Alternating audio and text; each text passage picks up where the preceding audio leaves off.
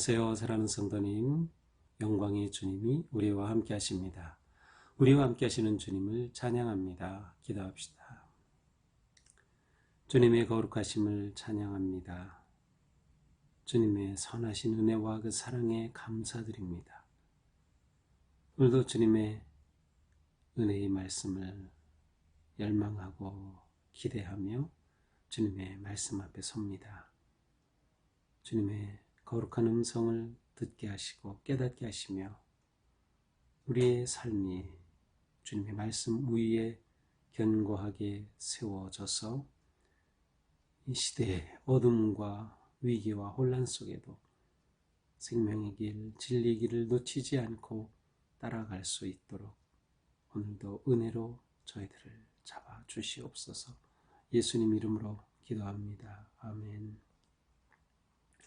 오늘 말씀은 사무엘하 6장 1절에서 11절입니다.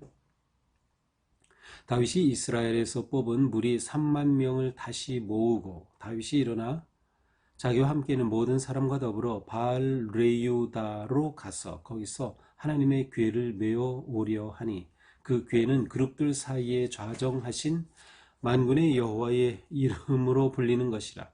그들이 하나님의 궤를 새 수레에 싣고 산에 있는 아비나답의 집에서 나오는데 아비나답의 아들 우사와 아효가 그 새 수레를 모니라.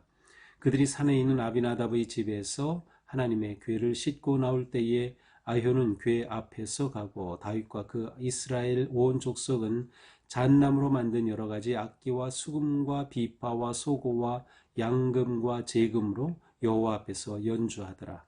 그들이 나곤의 타작마당에 이르러서는 소들이 띠므로 우사가 손을 들어 하나님의 궤를 붙들었더니 여호와 하나님이 우사가 잘못함으로 말미암아 진노하사 그를 그곳에서 치시니 그가 거기 하나님의 궤 곁에서 죽으니라. 여호와께서 우사를 치심으로 다윗이 분하여 그곳을 베레스 우사라 부르니 그 이름이 오늘까지 이르니라. 다윗이 그날에 여호와를 두려워하여 이르되 여호와의 궤가 어찌 내게로 오리요 하고 다윗이 여호와의 궤를 옮겨 다윗성 자기에게로 메어가기를 즐겨하지 아니하고 가드 사람 오벳에돔의 집으로 메어간지라. 여호와의 궤가 가드 사람 오벳에돔의 집에 석 달을 있었는데 여호와께서 오벳에돔과 그의 온 집에 복을 주시니라. 아멘.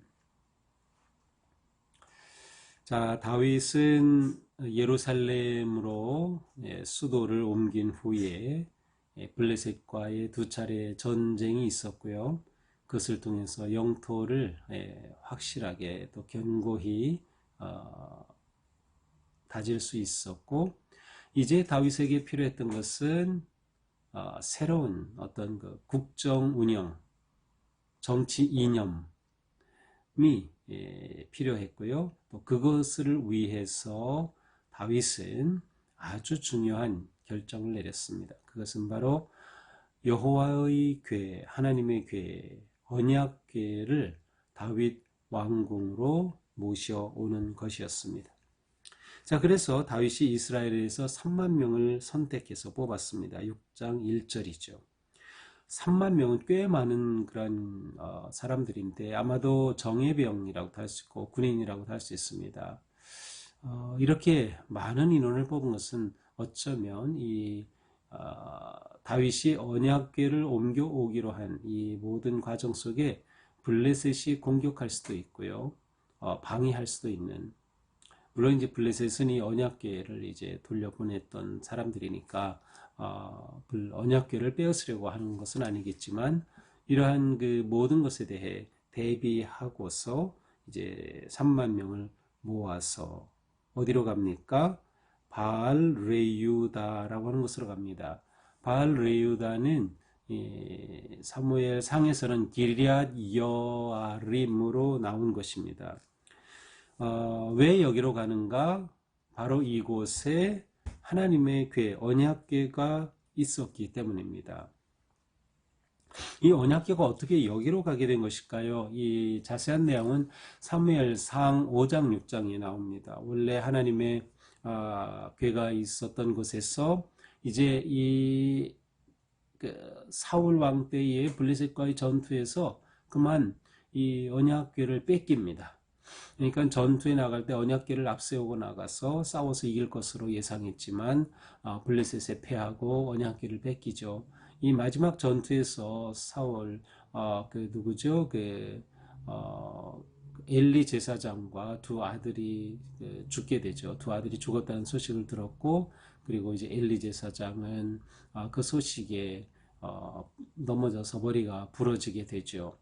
이제 이러한 그 과정 속에서 이 여호와의 궤를 블레셋에 빼앗겼습니다. 이제 블레셋에 빼앗긴 이 여호와의 궤는 이제 블레셋 사람들이 이것을 빼앗아 왔는데 어떻게 할 줄을 모릅니다. 그래서 이 에베네셀 전투에서 확보한 이 하나님의 언약궤를 이제 이곳저곳 이제 옮기게 되죠.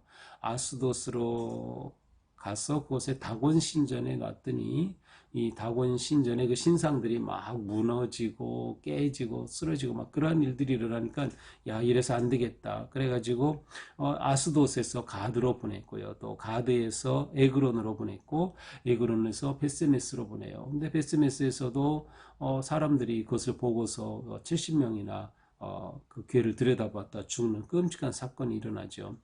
이렇게 되자 이 블레셋 사람들이 결국 이 하나님의 궤 이거 우리가 가지고 있다 안 되겠다 그냥 문제만 일어나고 사람들이 죽고 그러니까 돌려보내자 그래가지고 돌려보내서 이 궤가 이르는 곳이 바로 기럇 여아림입니다.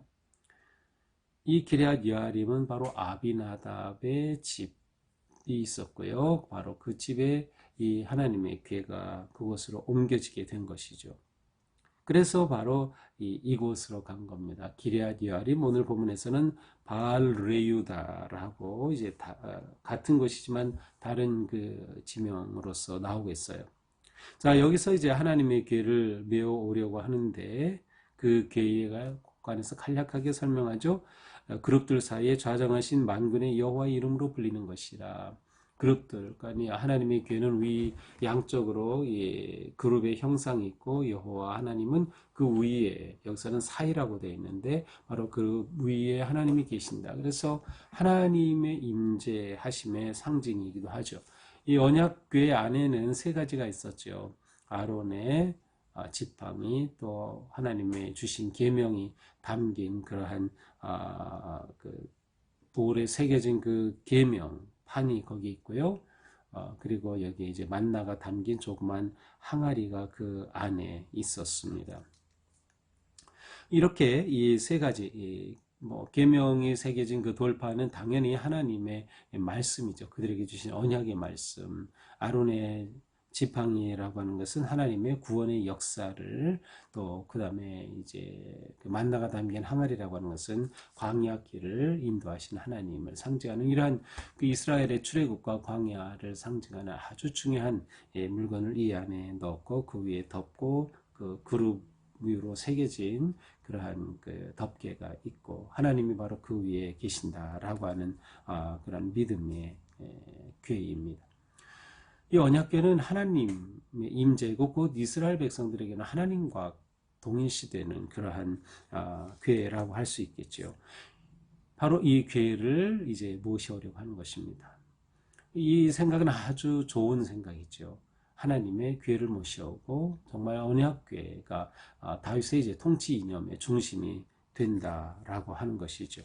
그래서 바로 이 궤가 있던 그 바알 레유다로 가서 여기 아비나답의 집에 이르게 됩니다.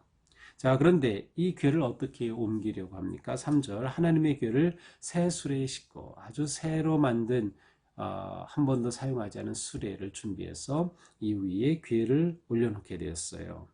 그리고 아비나답의 집은 산에 있다고 하는 것으로 봐서 높은 곳에 있었던 것 같습니다. 그래서 그곳에서 이 수레는 누가 끕니까? 네, 소가 끌겠죠. 그래서 소의 수레를 메고 그 수레 위에 하나님의 궤를 싣고 나답의 집에서 나오게 됩니다.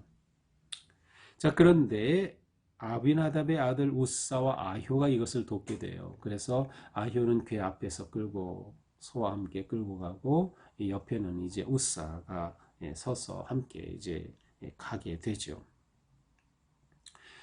그런데 이 상황 속에 끔찍한 일이 벌어지게 됩니다. 이렇게 이동하는 동안 다윗은 최선을 다해서 준비를 했어요. 그래서 5절에 보니까 온 족속이 잣나무로 만든 악기, 수금, 비파, 소고, 양금, 제금 연주하면서, 그러니까 악기를 막 연주하면서 아주 기대와 기쁨 속에 이 기회를 이제 다윗 성으로 옮겨오려고 하는 것입니다. 이 아브이나답의 집에서 다윗 성까지는 대략 13, 14km쯤 되는 그러한 거리예요. 그래서 이렇게 이동을 하게 되는데 6절에 보니까 나곤의 타작마당이라고 하는 게 그 즈음에 이르렀을 때에 소들이 뛰었어요. 소들이 뛰었다는 것을 보면 한 마리 소가 아니라 두 마리 이상의 소, 아마도 두 마리가 끌었을 것 같아요. 그 두 소가 이 길이 울퉁불퉁하죠. 바위 있고 이 당시 뭐 길이 잘 닦여 있었겠어요. 거기다가 수레로 실어오다 보니까 소들이 이렇게 미끄러져서 아마 뛰었다기보다는 이 원어상으로는 아래로 고꾸라지는 듯한 그러한 모습이에요. 그렇게 되니까 이 수레가 흔들리고 궤가 쓰러지게 되는 겁니다. 그래서 우사가 얼른 그 하나님의 궤가 쓰러지지 않도록 붙잡았어요. 그런데 7절 이 순간 우사가 잘못함으로 우사가 아무 생각이 없었어요. 자기도 모르게 그렇게 반사적으로 궤를 잡았던 거죠. 그 순간 그곳에서 우사가 죽고 말았어요. 하나님이 치셨습니다. 그렇게 된 것은 하나님이 노하셔서 그를 치신 것이다. 왜냐하면 절대로 그렇게 함부로 만질 수 없는 것이기 때문이죠. 이 궤가 저쪽 블레셋 땅에 있었을 때 거기에서 특히 베스메스에서는 사람들이 이 궤가 뭔가 들여다봤다가 70명이나 죽기도 하고요. 뭐 다곤에서는 막 그 신상 우상들이 쓰러지기도 하고 이런 엄청난 그런 정말 두려운 그러한 것인데 그것을 붙잡았다 죽게 된 것입니다. 이렇게 되니까 이게 막 악기 연주하면서 즐겁게 오다가 순간 찬물을 껴듯이 모든 분위기가 바뀌고 맙니다. 다윗은 9절 그날에 여호와를 두려워하여 두려움이 확 들어오면서 여호와의 궤가 어찌 내게로 오리요. 여호와의 궤가 어찌 내게로 오리요. 이 하나님의 궤를 모실 수 없겠다라고 하는 마음이 들었던 거예요.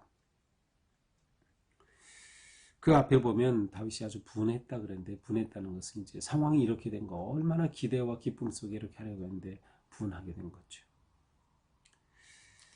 그래서 결국 여호와의 궤를 옮겨오다가 거기서 중단됩니다. 그래서 바로 가드 사람 오벳 에돔의 집에 바로 이 사건이 일어난 그곳이었던 것 같아요. 그래서 오벳 에돔의 집으로 메어 갔습니다.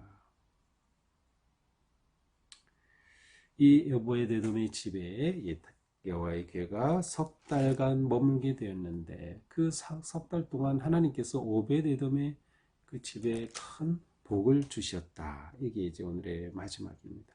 아마도 이제 오벳 에돔이라고 하는 이 사람은 레위인이었고 고앗 자손 그러니까 정말 하나님의 궤를 관리하고 돌볼 수 있는 그러한 하나님이 정하신 그 출애굽기에 보면 그 규정이 다 나오죠. 바로 거기에 합당한 사람이었습니다. 이것이 오늘의 말씀이죠. 자, 오늘 말씀을 보면서 우리는 하나님 중심의 삶에 대해서 생각하게 됩니다. 자, 언약궤는 하나님의 인재하심이고요. 언약궤는 모든 이스라엘 백성들의 중심입니다. 이스라엘의 신앙의 중심이기도 하고 정치의 중심, 모든 것의 중심이에요. 그래서 언약궤가 이제 나중에 이제 아주 한참 후지만 솔로몬이 성전을 짓고 그 중심에 언약궤를 모시게 되죠. 바로 모든 것의 중심이 돼요. 하나님이 진정한 중심이 되시는 나라, 정치, 백성, 바로 언약궤가 그 상징이 되는 것이죠. 근데 중요한 것은 진정으로 하나님 중심의 삶이 되어야 한다는 거예요. 진정으로 하나님 중심의 삶. 자, 그러기 위해서는 무엇을 알아야 하는가? 첫째로 하나님의 거룩하심을 알아야 합니다. 하나님의 거룩하심이죠. 오늘 본문에서는 언약궤의 거룩함에 대해서 알아야 하는 것입니다. 우사가 죽은 것은 거룩함을 훼손하였기 때문이에요. 하나님의 거룩하신 영역을 침범한 겁니다. 거룩하심에 대한 지식이 없었어요. 아마도 이 기럇 그 여아림의 아비나답은 이제 레위인은 아니라고 생각이 돼요. 그리고 그래서 레위인이 아니라면 이 언약에 관한 규례에 대해서도 알 리가 없고 하나님의 거룩하심에 대해서 이미 있었던 사건을 통해서는 이게 두려운 것이다라는 것을 알았겠지만, 그러나 하나님의 거룩하심에 대한 영적인 지혜가 없었던 거죠. 그래서 우리는 늘 하나님 중심으로 살아갈 때 하나님의 거룩하심을 우리는 알아야 한다. 자, 두 번째로 하나님 중심이라는 것은 내가 중심이 아니라 하나님 중심이기 때문에 하나님이 나를 잡으셔야 되는 거예요. 내가 하나님을 잡는 게 아니라, 다시 말하면 우사가 하나님의 궤를 잡으려고 했죠. 쓰러지는 것을 잡으려고 했죠. 그런데 진정한 인생은 어떻게 돼야 돼요? 하나님의 궤가 잡아주는 인생이 돼야 돼요. 거꾸로 돼야 됩니다. 내가 그 궤를 다룰 수 있다, 궤를 만질 수 있다, 궤를 잡을 수 있다라는 생각 자체가 잘못된 생각이죠. 하나님이 내 인생을 잡아주셔야지 내가 하나님을 마음대로 잡고 지켜주는 거 아니죠? 그렇습니다. 궤가 나를 붙드는 게 되어야 하는데 내가 궤를 잡으려고 하는 것, 그것은 완전히 거꾸로 된 것입니다. 하나님 중심의 삶은 바로 이것이 핵심이에요. 내가 중심이 아니라 하나님께서 중심이 되셔서, 그렇게 되면 어떻게 됩니까? 하나님의 방식과 뜻과 말씀대로 살아야 하는 겁니다. 자, 오늘 말씀에서 가장 큰 문제는 여호와의 궤를 옮기려고 하는 그 생각은 참으로 좋은 것이었어요. 그러나 그 방식이 잘못되었습니다. 출애굽기 25장에 보면 여호와의 궤는 반드시 레위인들 또 제사장이 어깨에 메어서 이동하도록 되어 있습니다. 그런데 다윗은 그 당시에 아주 최신식 기술입니다. 최고의 혁명적인 좋은 수레, 이 수레를 어디서 배웠을까요? 블레셋 사람들에게서 배운 거죠. 이방 문화에 아주 뛰어난 그런 수레를 따라서 그것으로 궤를 옮기려고 했던 것이에요. 궤를 모셔온다고 하는 의도는 좋았지만 하나님의 방식이 아니었던 거죠. 왜냐하면 하나님은 이미 어떻게 해야 되는지를 보여주셨기 때문에 그 방식대로 따라했는데 그러지 못한 것이죠. 새 수레, 또 그 당시에 최고 첨단의 기술 수레를 통해 이것은 어떻게 보면 굉장히 효율적이고 굉장히 기술적이라고 생각이 됩니다. 그러나 하나님의 거룩하심, 또 하나님 중심의 삶은 효율성을 따르는 것이 아닙니다. 편리함을 따르는 것이 아니라고 하는 것이에요. 우리가 하나님을 사랑하고 하나님을 예배하는 데 있어서 편리함을 따르면 중심을 놓치게 되는 거예요. 편리함은 무엇이 중심이에요? 내가 중심이죠. 내가 편리한 방식으로, 내가 하기 쉬운 방식으로, 편한 방식으로 하려고 하는 거죠. 우리가 이것을 내려놓아야 합니다. 하나님을 예배하는 것이 우리에게는 좀 불편해야 합니다. 그 시간에 모이는 것도 우리에게는 불편해야 하고, 이렇게 장소로 오는 것도 불편해야 합니다. 그러나 우리는 코로나를 지내면서 예배가 너무 편해졌죠. 집안에 앉아서 자기가 마음대로 그렇게 언제든지 볼 수 있는 예배로 바뀌었어요. 물론 모일 수 없는 상황에서는 어쩔 수 없었어요. 그리고 이것이 우리에게는 최선의 차선이었지만, 그러나 우리가 예배를 편리함으로 대하면 안 된다. 예배는 하나님이 원하시는 그런 뜻, 하나님의 방식으로 대해야 하는 것이죠. 그래서 우리는 우리에게 어떤 익숙함, 편리함보다는 하나님의 거룩하심 앞에 좀 내 마음이 불편한 것이 오히려 더 좋은 것이 아닌가. 하나님의 방식을 따라서 하나님이 기대하시고 원하시는 그러한 모습으로 하나님의 법을 따르고 순종해야 한다. 따라서 순종이 없는, 순종이 빠진 예배, 순종이 빠진 삶은 아무런 능력이 없다. 하나님 중심의 삶은 오직 하나님의 방식과 뜻에 순종하는 것입니다. 자, 오늘의 마지막은 하나님의 괴가 오베데돔의 집에 석 달간 머물 때 그 가정에 복이 왔다. 그렇다면 우리 가정이 복받는 길이 무엇인지 분명하죠. 그렇습니다. 우리 가정에 하나님의 괴고 하나님을 우리 가정의 중심으로 모셔야 합니다. 하나님이 우리 가정의 중심이다. 그래서 늘 우리 가정이 하나님을 예배하고 하나님을 기뻐하고 하나님의 말씀을 가까이 하고 또 하나님의 말씀에 순종하기를 기뻐하는 삶, 그리고 하나님을 이렇게 사랑하는 데 있어서는 어떠한 불편함이라도 얼마든지 감수할 수 있는 하나님 중심의 가정이 될 때 하나님께서 우리 가정에 놀라운 은혜와 복을 내려주신다 하는 것을 우리는 확신할 수 있습니다. 자, 오늘 말씀을 보면서 우리의 삶이 하나님 은혜 안에서 거룩하고 또 하나님을 온전히 예배하고 편리함이 아니라 하나님의 뜻을 따라 순종하는 그런 삶이 되어서 우리의 삶이 주님의 거룩하심이 가득한, 그래서 우리를 통하여서 많은 사람들이 하나님을 보게 되고 하나님의 은혜의 길로 초대될 수 있는 그런 복된 삶 되기를 주님의 이름으로 축복합니다. 기도합시다. 주님, 저희가 하나님 앞에 너무나도 습관적으로 너무도 편리를 따라서 내가 편한 대로 내 방식으로 살아왔던 그런 부끄러운 모습을 고백합니다. 주님, 하나님 중심이 아니라 나 중심으로 살았던 우리의 모든 죄를 용서하여 주옵소서. 우리의 마음과 뜻과 생각이 오직 하나님 중심으로 되고 하나님께 순종함이 되어서 우리의 삶에 하나님의 거룩하심을 드러내며 하나님의 은혜와 영광 안에 거할 수 있도록 잡아주시옵소서.